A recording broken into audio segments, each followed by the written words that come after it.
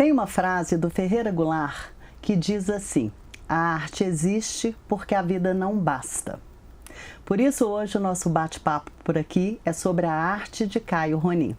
Eu sou Janina Esther, do Decore Arte, e hoje a gente vai conversar com esse artista autodidata, morador do Nova Conquista, uma favela em Santa Luzia, que vem despontando com várias exposições, inclusive uma que está em cartaz, a Comigo Ninguém Pode. Caio, muito obrigada por ter aceitado o convite, estar aqui com a gente para compartilhar um pouquinho da sua trajetória. Eu que agradeço. É massa, né, poder falar um pouco, apresentar um pouco dessa realidade que nem todo mundo tem acesso, né? Isso. E a gente vai começar justamente por isso. Você já está aí na sua terceira exposição, assim, oficial. Sim. É a terceira. E eu queria, para as pessoas entenderem um pouco do conceito da sua arte, eu queria que a gente começasse um pouco pela sua história. Conta um pouquinho da sua trajetória até aqui. Ah, massa. Então, acho que minha relação com a arte começa bem novo, aos 3 anos de idade. Eu nem recordo, na real. Isso quando a gente vai resgatando memórias, informações. Eu conversando com minha avó, com minha mãe, minhas tias. Morávamos todos na mesma casa. A gente compartilhava até a cama, assim, para dormir.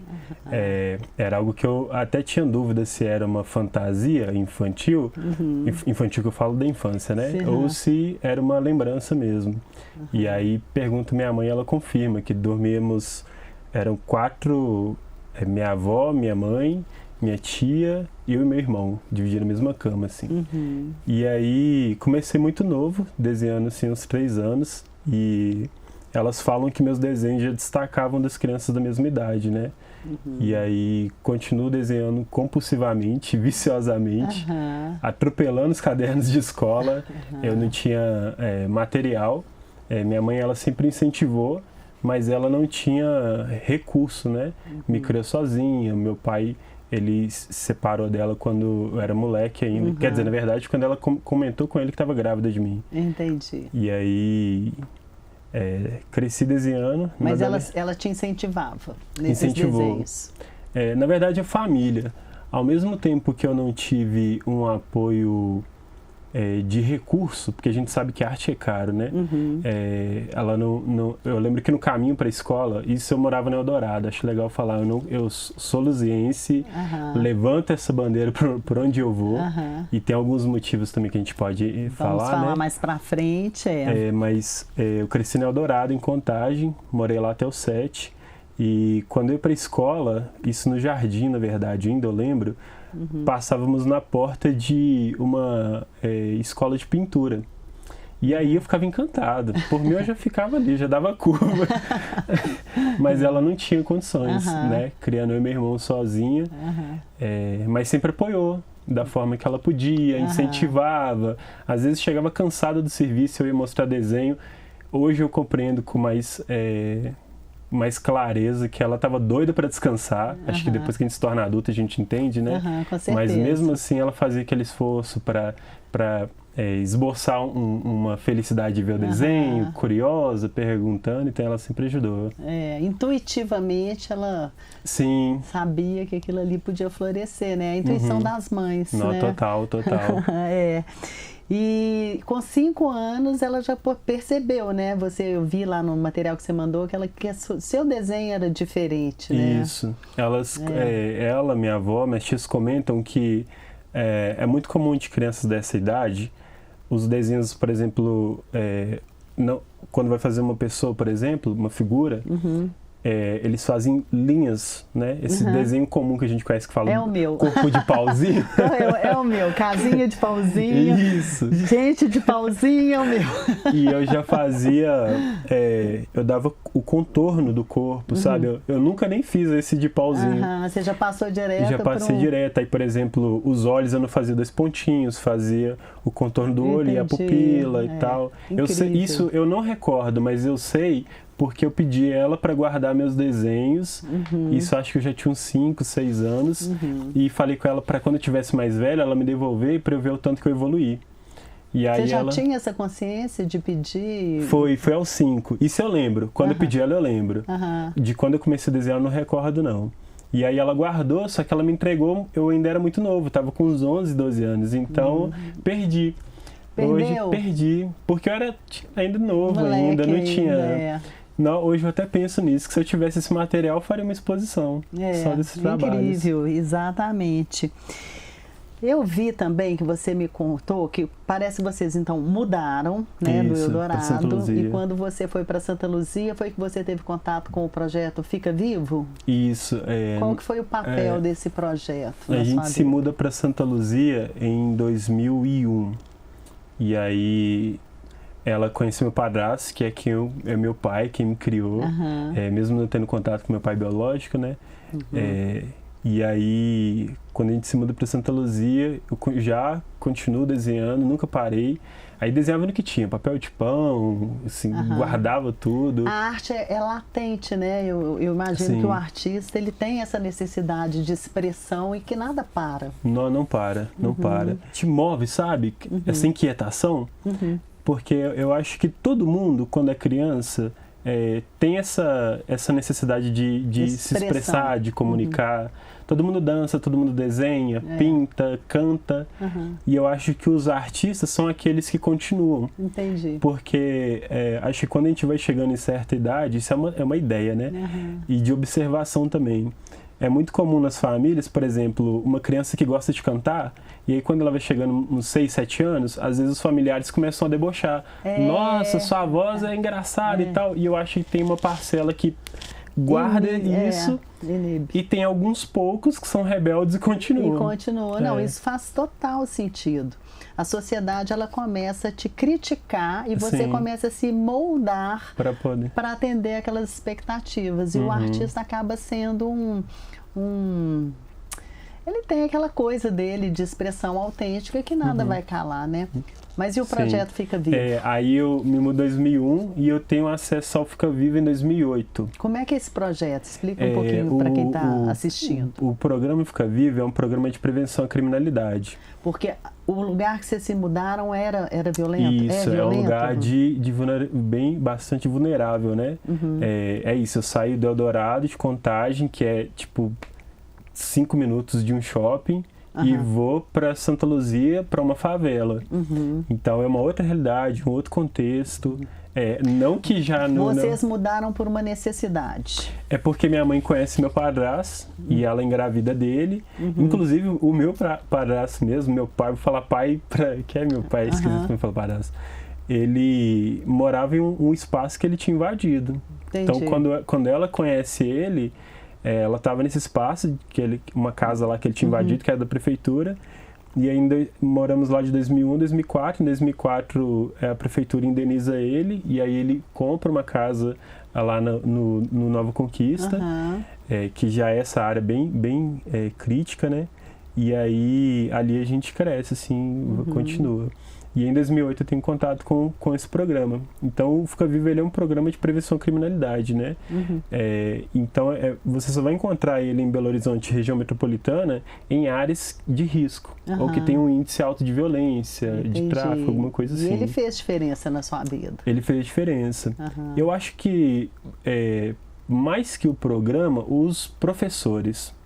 Você teve bons professores? Porque eu falo isso pela experiência que eu tive com o programa. Eu fui piolho assim do Fica Vivo, participei de várias oficinas. Tem oficina de quê? Dá um exemplo. Tem grafite, atualmente eu não sei, porque tem um tempo que eu... Na sua época. Mas tinha grafite, capoeira, basquete, futebol... Ou seja, dança, absorve bem a criançada ali para que não resvale para outros já caminhos. Já oferece, exatamente.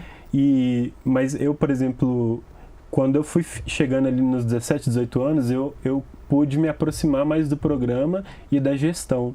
E aí eu até consegui levar algumas questões e até provocações mesmo, porque eu fui um jovem que teve acesso ao programa e ele te oferece recursos para acesso à arte, cultura, mas ele não te dá condições de trabalhar naquela área que você se interessou. Entendi. Isso é uma problemática também, né? Ele te desperta para a área, mas Isso, ele mas não não tem uma estrutura para absorver.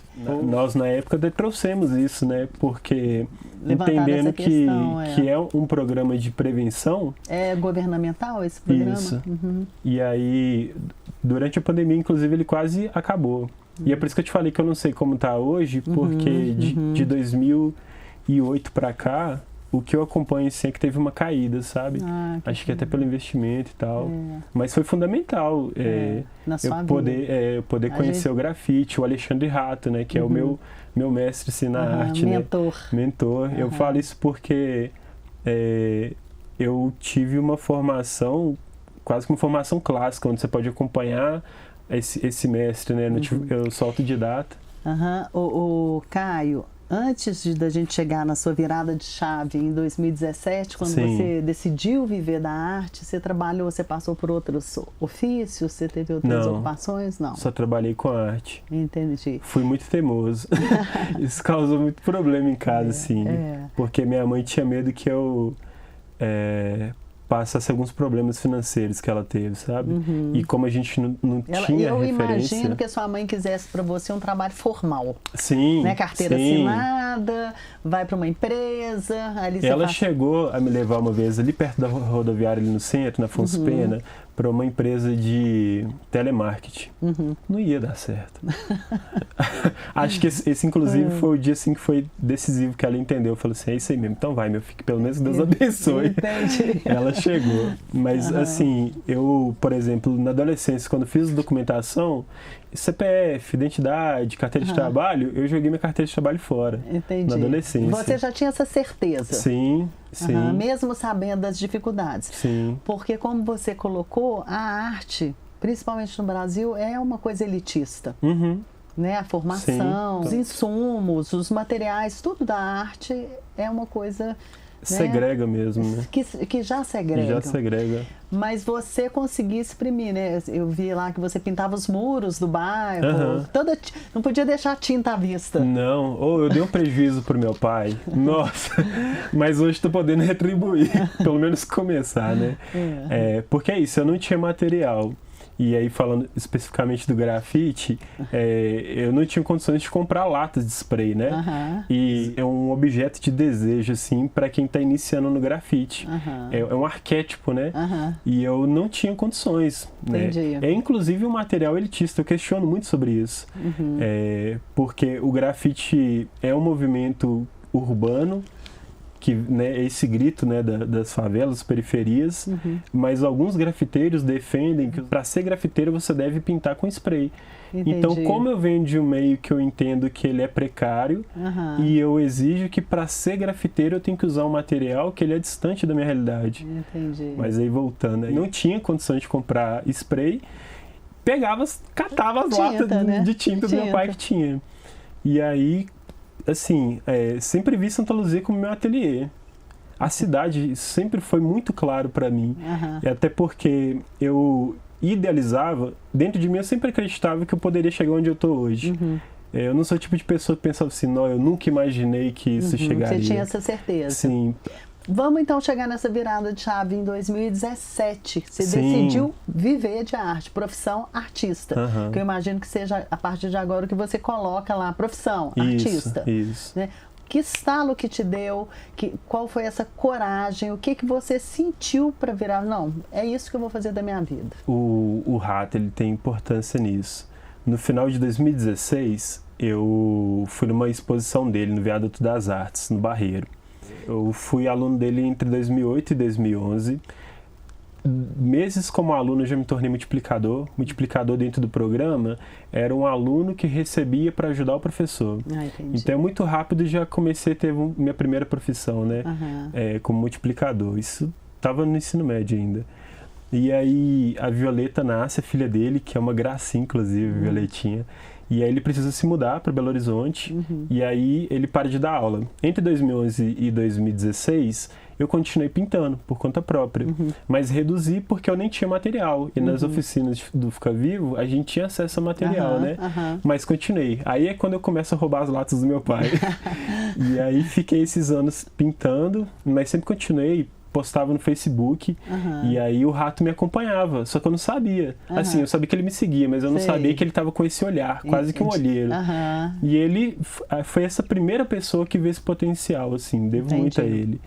E viu que era mais do que só fazer, que eu tinha algo para falar. Pra acrescentar. E aí, em 2016, ele me chama, me liga, pede para eu visitar essa exposição dele, ele falou que queria conversar comigo, sério, falou assim.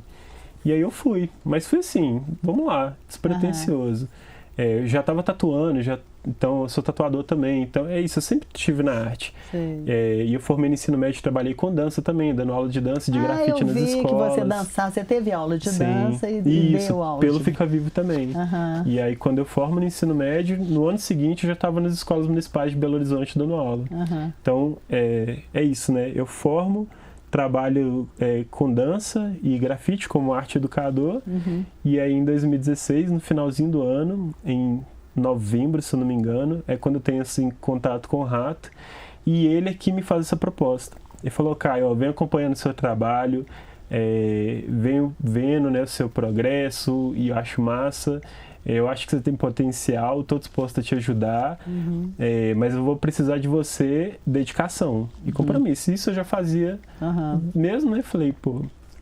E aí eu lembro que eu fiquei de dezembro até a última semana de janeiro inteirinha, assim. Eu falo inteiro, são 2 meses, mas é porque eu pensei nisso intensamente, sabe?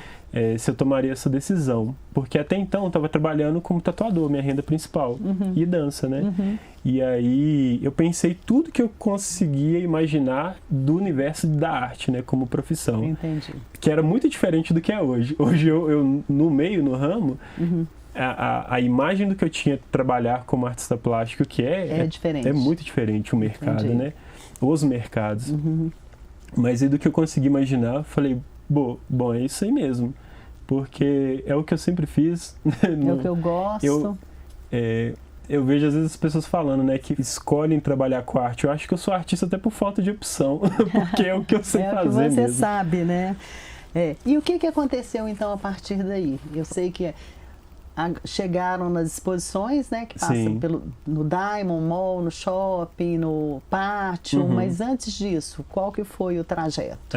Então, eu começo em 2017 como ajudante do rato, acompanhando ele no ateliê, nos processos dele, as próprias encomendas, os festivais de grafite, dos circuitos que aconteciam em Belo Horizonte, sempre auxiliando, tirando 1 milhão de dúvidas.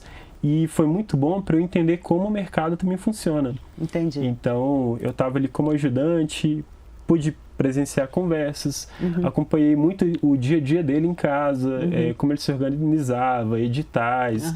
Então, eu pude entender. Isso foi fundamental para mim, assim.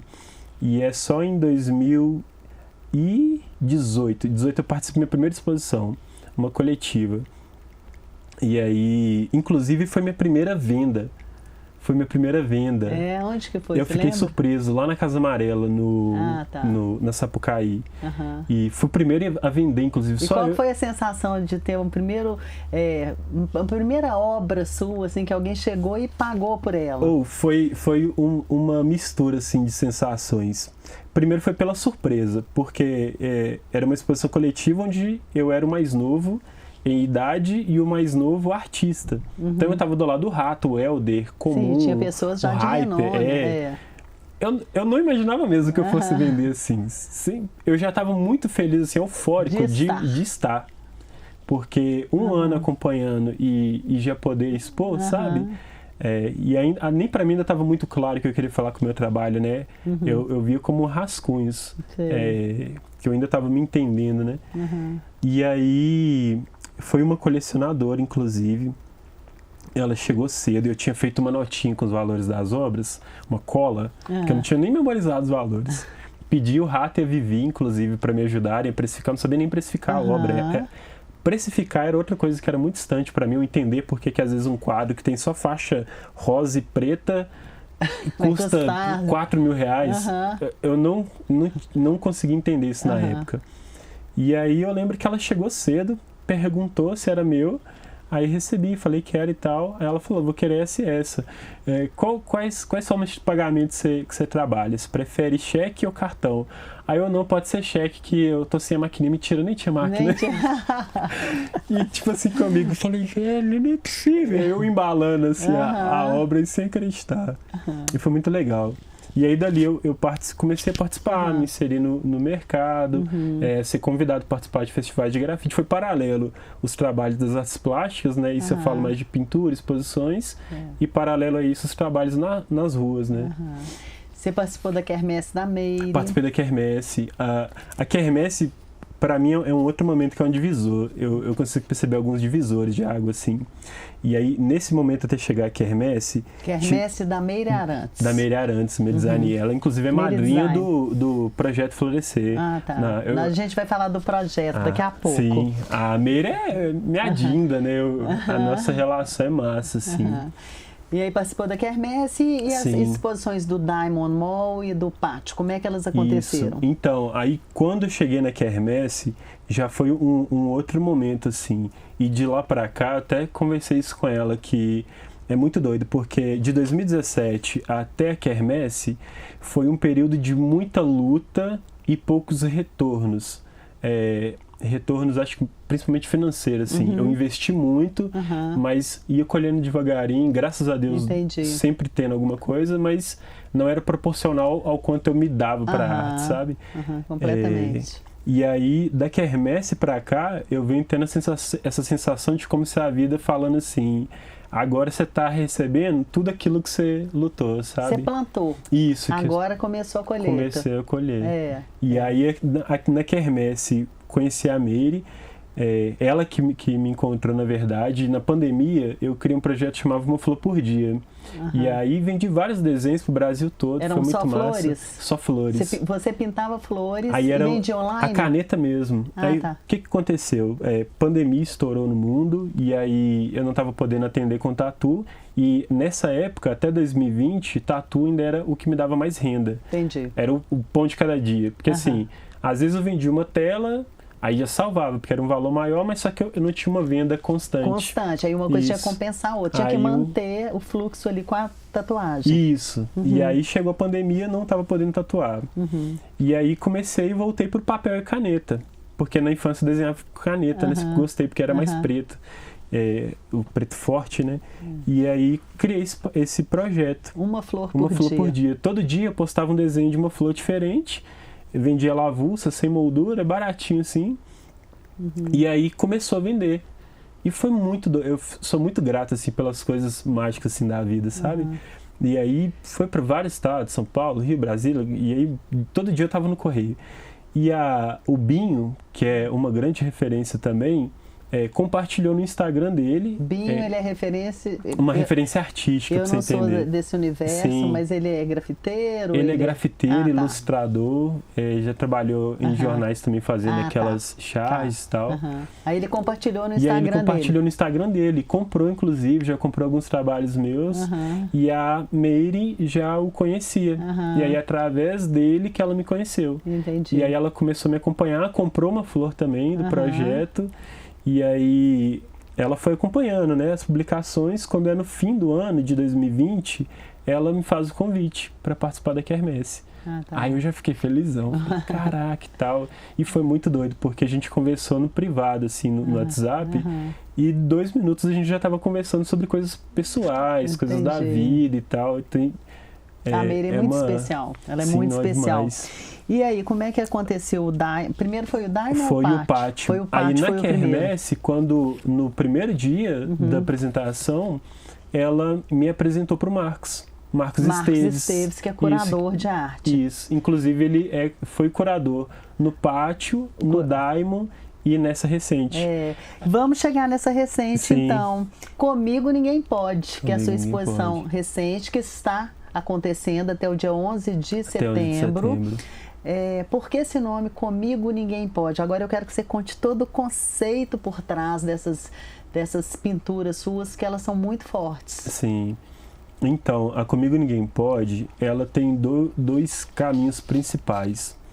Um faz alusão à própria planta e plantas de poder.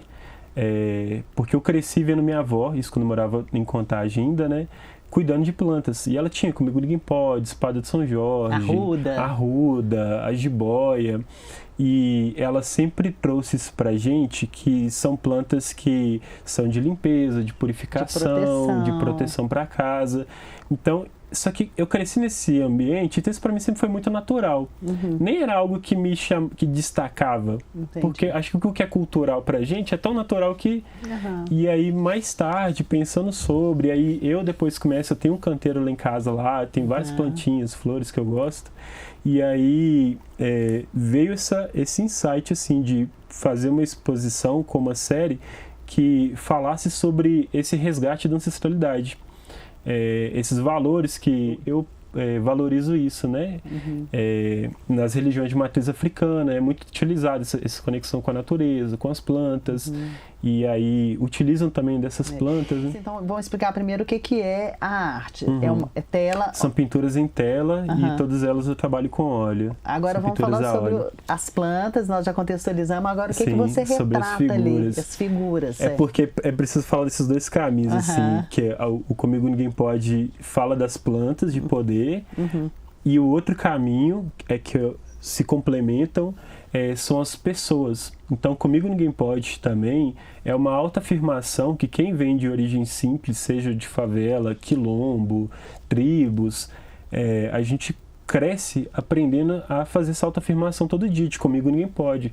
Porque são tantas lutas diariamente para te desmotivar que a gente vai criando essa camada para poder continuar, para poder seguir. Essa resiliência, essa postura, né? Eu até falo disso na obra, né? Isso. Sobre o Adam, por exemplo, ele é uma das pessoas que eu retratei. Na série, são apenas 3 das telas não são pessoas que eu conheço. Então, são todas pessoas que fazem parte do meu convívio, do dia a dia, que estão retratadas ali. São amigos, familiares. Pessoas ali da comunidade. Isso, né? Então, pessoas que vivem a sua realidade. Sim. E você fez questão de retratar essas pessoas. E a ideia é de pegar essas características que, mesmo para alguém que não é lá do Nova Conquista, por exemplo, ao ver as pessoas que estão sendo retratadas ali, se vejam nelas. E a ideia é de colocá-las nesse lugar de empoderamento. Para quem puder ter contato com as obras, vai ver que em todas elas as pessoas estão posturadona mesmo, assim. Essa expressão acho que você que criou, posturadas. Isso, posturada é uma gíria que é muito comum nas favelas, né? A gente quer referir a isso, alguém que está ereto, que transmite essa autoconfiança. Uma sabe? pessoa altiva. Todas as suas imagens são pessoas com plantas, esse tipo de planta de poder em volta, saindo das pessoas, e todas elas altivas, né? Isso. Quer dizer, com uma postura diante da vida muito positiva. Isso. E por que disso?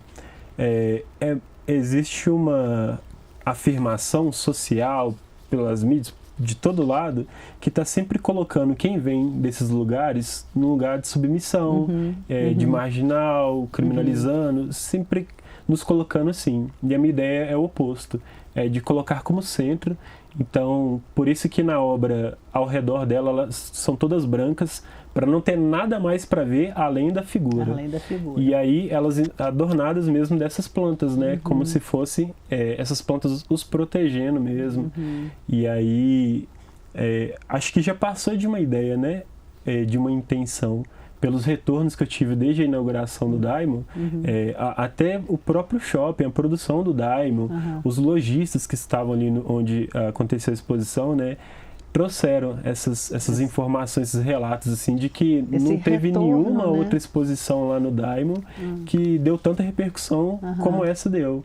As pessoas se identificam ali, né? Sim. Principalmente pessoas que não costumam se ver retratadas.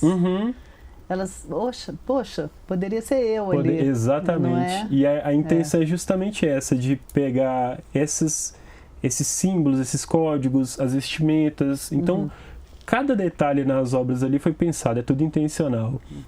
Das pessoas que estão sendo retratadas, o porquê delas, como elas estão vestidas, são vestimentas que fazem parte do nosso cotidiano, os cabelos. Uma coisa que eu te acompanho, né, nas redes, no Instagram, Caio Ronin, é o seu Instagram, eu vejo que você fala com muito orgulho da sua realidade, né? Assim, geralmente a gente vê pessoas com vergonha de se expor, de falar da onde que é, e você faz o contrário, você atropela, você fala toda hora da onde veio, o que faz, qual é a sua vida, a sua rotina, né? Você fez disso uma bandeira, um motivo? Sim, eu acho que essa bandeira fez de mim. Entendi. Acho que ser artista e ser como eu sou é como eu sou, sabe? É até estranho falar disso, porque é muito natural para mim estar ali, saber, ver todo dia o quanto as pessoas batalham todos os dias, o dia inteiro. Começa dentro de casa, minha mãe, sabe? Até uma fase da vida, ter criado os filhos sozinha, e aí conhece meu pai, que deu esse apoio também. É uma realidade de muita luta, sabe? E predominantemente de luta, para ser quase que feito um caminho inverso, de generalizar como se ali todo mundo fosse criminoso, bandido, marginal, ou pobre coitado. Ou pobre coitado. De não ter condição de, por exemplo, não ter alguma coisa. E ao mesmo tempo, pessoas, ou a maior parte delas, recebem tantas essas afirmações externas que elas aceitam essa condição. Começam a acreditar naquilo, que é aquilo, né? Então você quer reverter essa ideia. Sim, é porque eu acho que eu já sou isso. Eu já não aceito, sabe? Entendi. É minha natureza. Essa etiqueta, você não aceita mais essa etiqueta, não te cabe mais, né?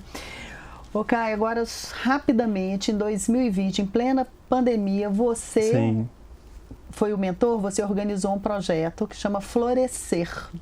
Conta um pouquinho sobre Florescer pra gente. Além do trabalho artístico, existe esse projeto. Então, o Florescer é um projeto sociocultural que acontece lá na comunidade, lá na favela. Ele nasce na pandemia. Eu, como morador ali, conhecendo a realidade, as crianças não estavam indo para a escola. Eu estava fazendo um projeto de um painel na Arena Gran Hall. É um projeto grande, acho que foi o primeiro grande projeto assim, de grafite que eu peguei. Eu prefiro muralismo, até para essas discussões do grafite.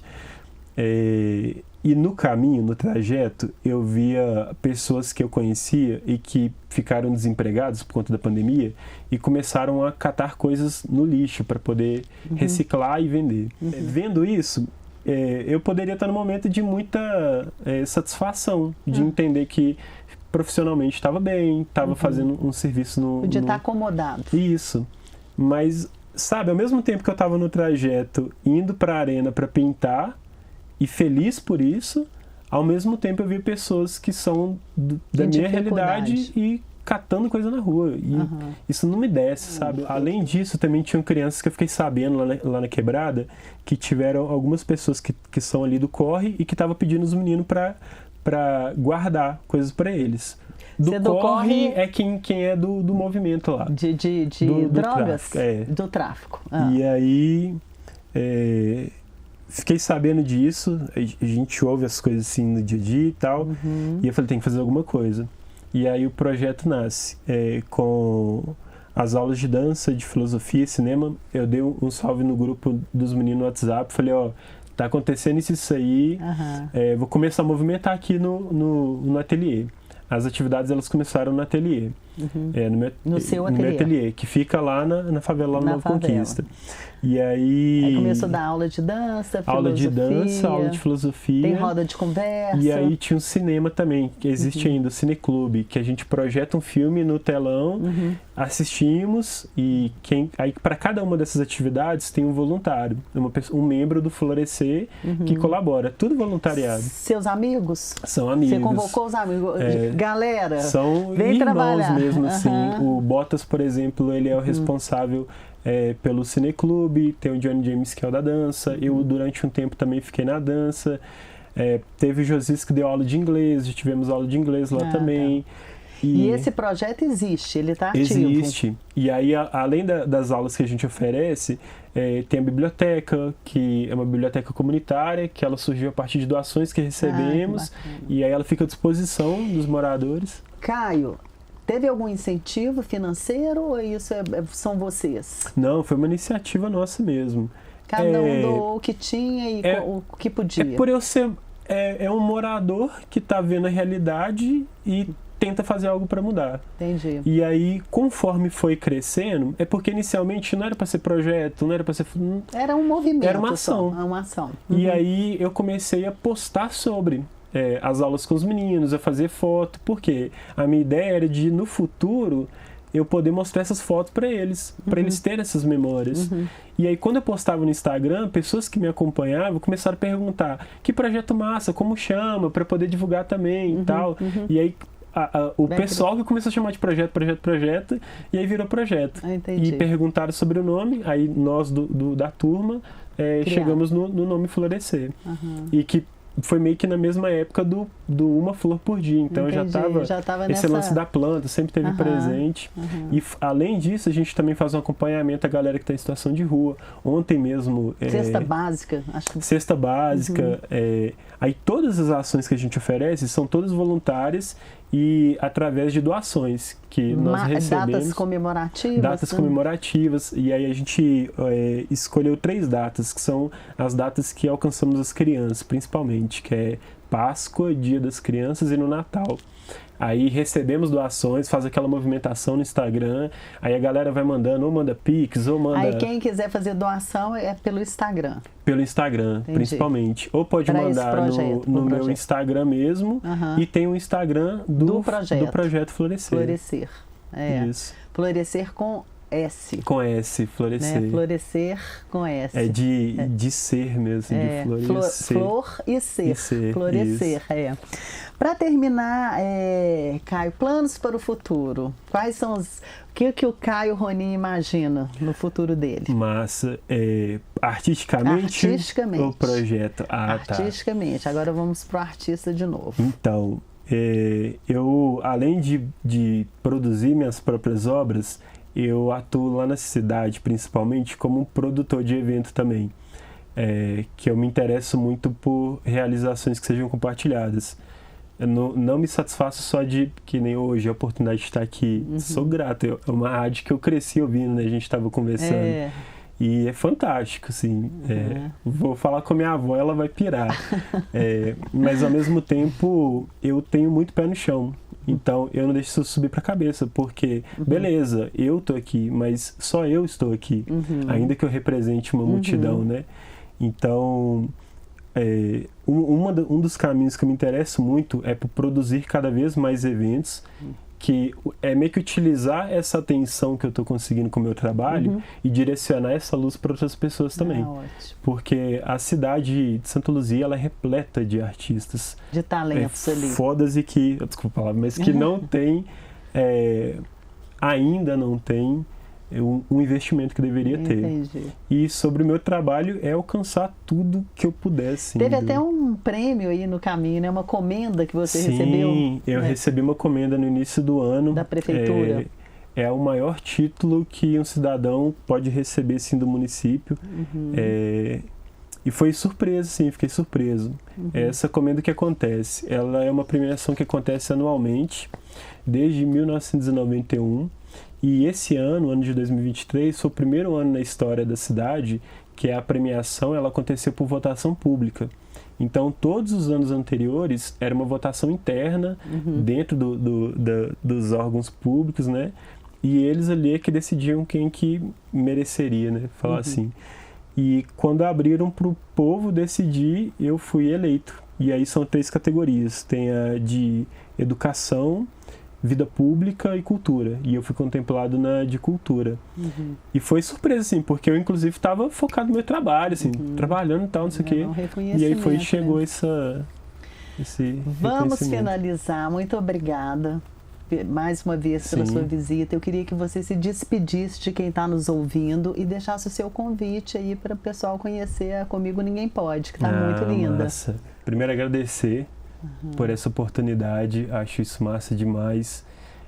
Acho que a gente sabe, né, que acho que é muito além do Caio estar aqui, ocupar esse espaço nesse momento da história do Brasil, do mundo, é muito importante. Convidar geral para a exposição Comigo Ninguém Pode, está acontecendo na Casa Luzia, vai até o dia 11 de setembro.